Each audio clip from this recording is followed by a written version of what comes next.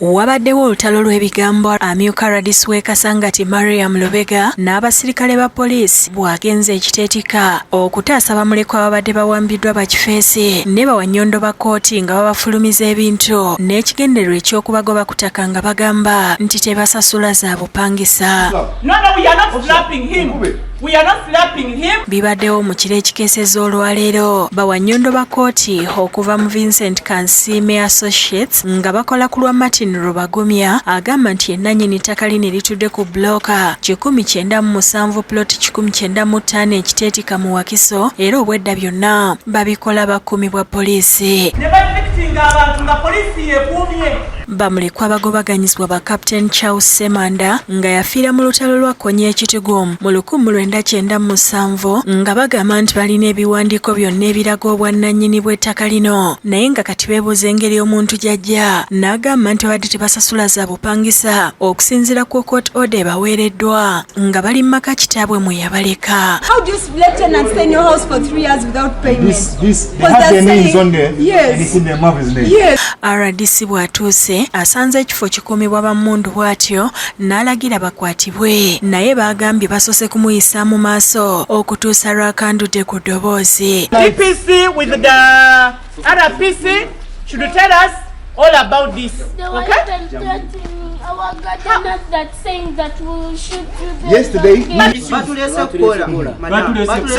issues, Kakati, you are under arrest.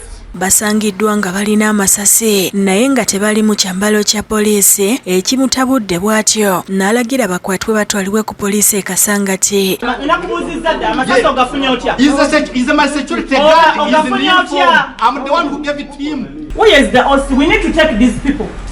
Abantu bannyonnyodde ebibaddewo nga bakubiddwa ebitagambika n'okuwambibwako amasimu olwo ababazinze ne batandika okusomba buli ekibadde mu nnyumba nga kati tebamanyi kyakuzzaako. Amenye enzigi zaffe zonna babbye buli kimu kupaka ku katambaala. They start beating us. They stole everything that was in the house. Police vehicle, which number? 5770.